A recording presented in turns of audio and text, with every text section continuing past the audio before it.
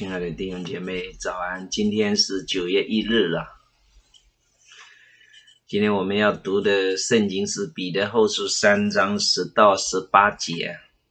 但主的日子要像贼来到一样，那日天必大有响声废去，有形质的都要被烈火消化，地和其上的物都要烧尽了。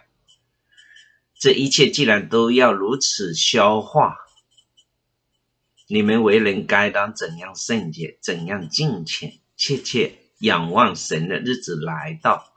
在那日，天被火烧就消化了，有形质的都要被烈火融化。但我们照他的应许盼望新天新地，有义居在其中。亲爱的弟兄啊，你们既盼望这些事，就当殷勤，使自己没有玷污，无可指摘，安然见主，并且要以我主长久忍耐为得救的因由，就如我们所亲爱的兄弟保罗照着所赐给他的智慧写了信给你们。他一切的信上也都是讲论这事，信中有些难明白的，那无学问不坚固的人强解，如强解别的经书一样，就自取成人。亲爱的弟兄啊，你们既然预先知道这事，就当防备，恐怕被恶人的错谬诱惑，就从自己坚固的地步上堕落。你们却要在我们救主耶稣基督的恩典和知识上有长进，愿荣耀归给他，从今直到永远。阿们。今天我们读经就到这里。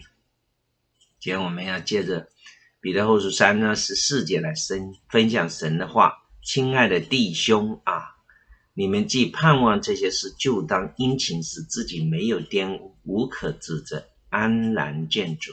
亲爱的弟兄啊，你们既盼望这些事，就当殷勤，使自己没有玷污，无可指责，安然见主。就当殷勤。使徒彼得特别重视基督徒的殷勤。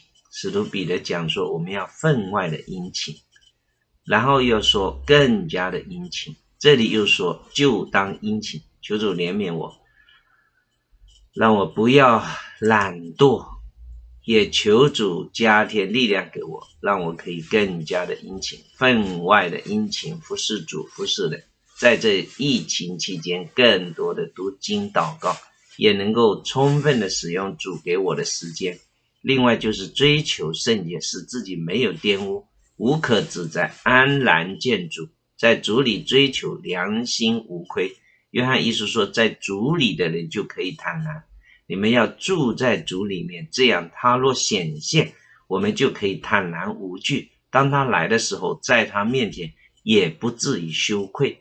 但愿我们这些盼望基督再来的人都过着圣洁令人向往的生活，使自己没有玷污，无可指责，安然见主。愿我们都追求在灵性生命上长进圣洁，有美好的基督徒见证，不给人有诽谤的把柄，在生活行为上不留污点，使主的名受辱，这样就可以坦然无惧的安然见主了。